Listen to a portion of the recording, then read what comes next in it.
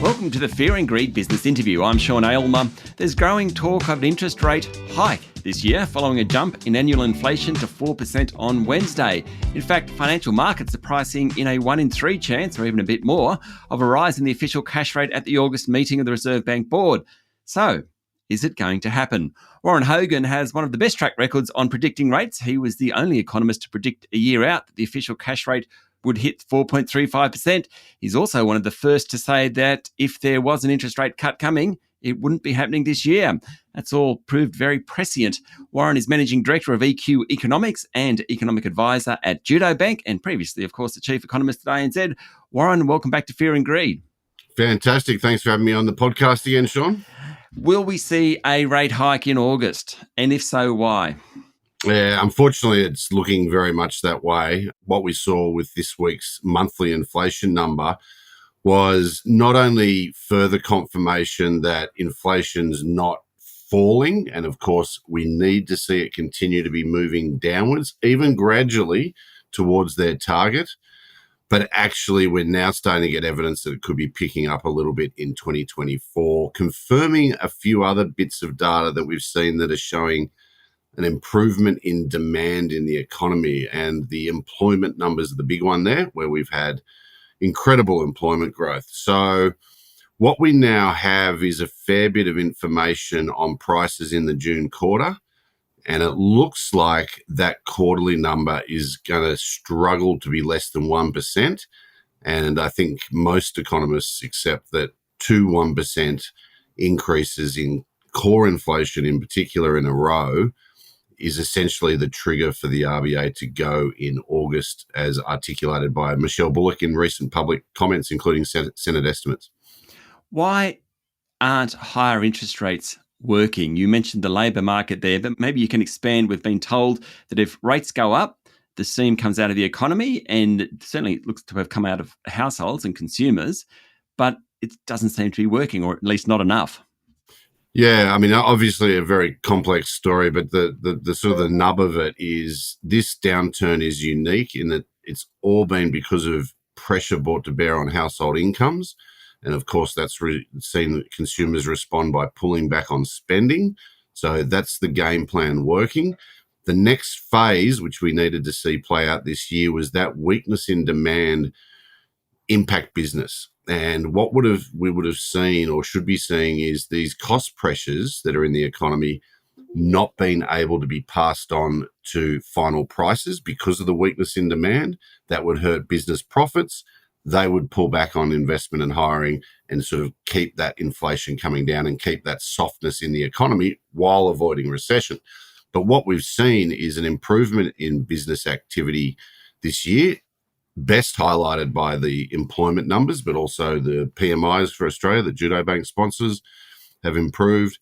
And of course, now we have evidence that the implication is that businesses have been able to pass on these cost pressures, and the inflation is remaining sticky and potentially could be rising.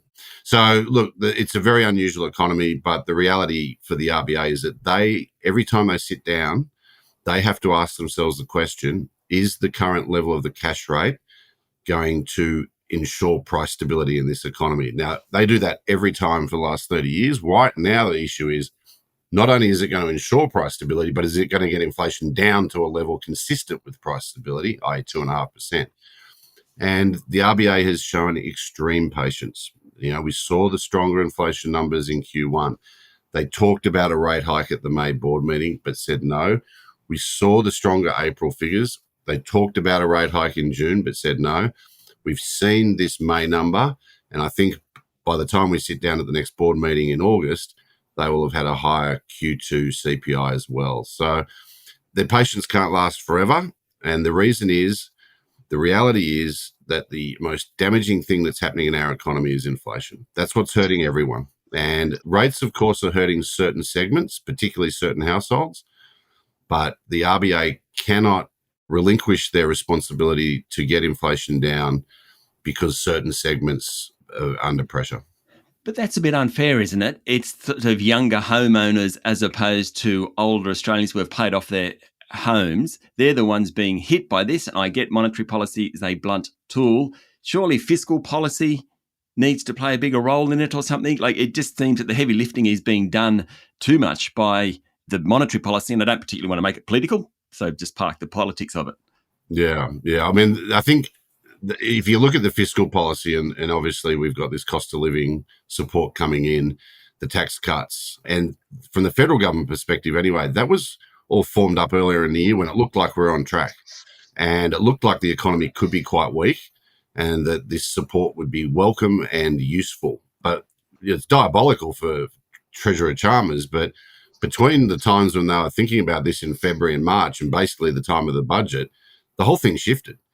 And now it actually looks like this fiscal injection is coming at just the wrong time. But to your point, if they knew what they know now about the resilience of the economy and the stubbornness of inflation back when they first got into government, the very interesting question is, would they have done things differently? Because I think that what we've seen, and I've obviously been right at the forefront of this, is we've underestimated not just the inflation, but we've underestimated the resilience of the economy. And I think if we knew this, then they might have done a few things differently on fiscal policy. But, hindsight's a wonderful thing, and we have to deal with what we've got. Stay with me, Warren. We'll be back in a minute.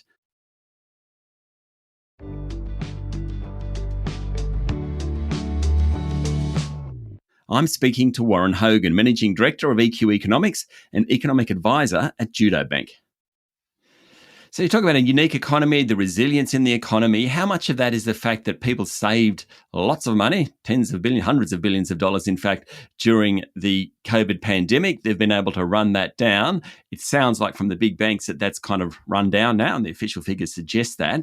Is there a risk then, if that's a major part for this resilience or uniqueness, that we suddenly really hit the wall big time if the Reserve Bank lifts rates, no one's got any buffers to call on, and the economy slows extremely quickly? Look, there's no doubt that that's a risk. I think it's reasonably modest and obviously has to be weighed up against the risks on the other side. But my understanding is we had excess savings of over 300 billion, which is one of the biggest relative accumulations in the world during the pandemic. And my analysis of both the APRA deposit data as well as the household saving rate numbers is that we've probably run down about a third of that. But of course, a lot of that's sitting with people who the buffer's irrelevant because they've got so much money anyway. So we don't know, but we also don't know if we're close to the edge. But there are other unique features. The demographic shift with the final retirement of the baby boomers is completely underappreciated in terms of its core impact on the economy. And that is, just thinking about it this way, all of those baby boomers have just left the workforce and they're still spending, but they're not producing. So we have got a major imbalance in our labour market, and that's not going to go away anytime soon. But it's actually playing it's a structural issue, but it's playing a cyclical role because it's keeping demand in the economy. But look, the sad reality is, and Sean, you've seen these economies for a long time, as have I, is that this is all about the least bad outcome. There is no good outcome when you've got a serious inflation. And so it's all about weighing up that risk between the inflation and the damage it can do both short-term and long-term versus the potential risk of really hurting the economy. And as I said, we've all underestimated the resilience of the economy. And then I think the evidence in the labour market anyway is showing that, I would never put in these rate hikes, which I did back in April, if I thought it was going to push the economy into recession. And I just think it's a risk worth taking. And I think the RBA is probably going to take that risk. But remember also, they can reverse course very quickly. Yeah. They can start cutting very quickly. Yeah. I mean, you said the least worst outcome. I think it's important to remember that the Reserve Bank isn't deliberately hurting people. It's just actually trying to get the best long-term outcome. Oh, definitely. And this is the message when I'm going around the country talking to, small, medium-sized businesses. The message is, just remember those people at that RBA board, plus the senior staff of the RBA, they have got this country's best interests at heart. And they are trying to do the best thing for this community over the medium to long term.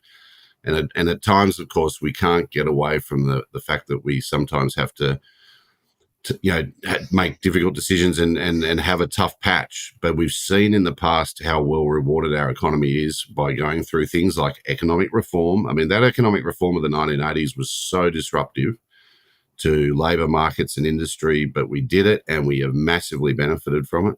So, yeah, I think that's an important point to remember. And, this is so-called experiment where they're trying to sort of put us more weight on employment. I mean, Michelle Bullock made the point when she first got into office as governor that the best thing they can do to maximise employment in this economy and this country over the longer term is to keep inflation low and stable. I mean, we've seen the benefits in the last 30 years of what low and stable inflation brings to an economy. And I think we underestimate the damage that inflation can do to the health of the economy over the longer term. Warren, what about the next 12 months? So let's say there is a rate hike in August or soon afterwards. Do you think that'll be enough? Am I asking you how long's a piece of string? Yeah. What's the prognosis? Yeah, look, I think part of the framework here is that it actually probably looks like our interest rate needs to be well above 5%. And not that I think they'll go there, but that'll motivate them to at least take it to, one or two more hikes. Now, the key issue for me is just what this tax cut and cost of living support will do. If, as some are thinking, it is going to be saved and only be spent by those in most need, then that could well be enough, because the reality is that we are seeing interest rates start to get up to that restrictive level. We're now getting the interest rate above inflation, and we're starting to get real rates higher. So, look, I still think there is a narrow path. In fact, one of the things that I think people misunderstand is the narrow path doesn't mean no changes to the interest rate. It's all about changing the interest rate to stay on the path.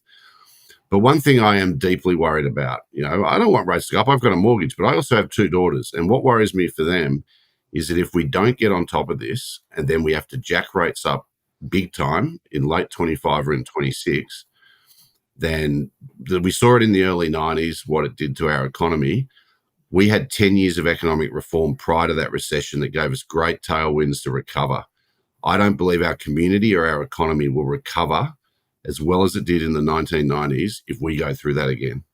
And another point on that, and I think is important to note, is we're talking about the price of credit and whether it's high or low, the interest rate. The availability or the quantity of credit in our economy is abundant. And that's good, but what you don't want to see, which is what we saw in the early 90s recession, was a credit crunch. When the banking system stops supplying credit to the economy, that's when good businesses fail and people lose jobs that had good jobs. And we've just got to avoid those outcomes. And if that means that we have output growth a little lower for 12 to 18 months to mitigate that risk, I think, most people would take that payoff. And that's really what the RBA is doing. And it's tough, but that's why they're independent. We've learnt these lessons before, but unfortunately, it looks like in some parts of our community, the lessons aren't understood or learnt. Warren, thank you for talking to Fear and Greed. Fantastic. Thanks, Sean. That was Warren Hogan, Managing Director of EQ Economics and Economic Advisor at Judo Bank. This is the Fear and Greed Business Interview. Join us every morning for the full episode of Fear and Greed, daily business news for people who make their own decisions. I'm Sean Aylmer. Enjoy your day.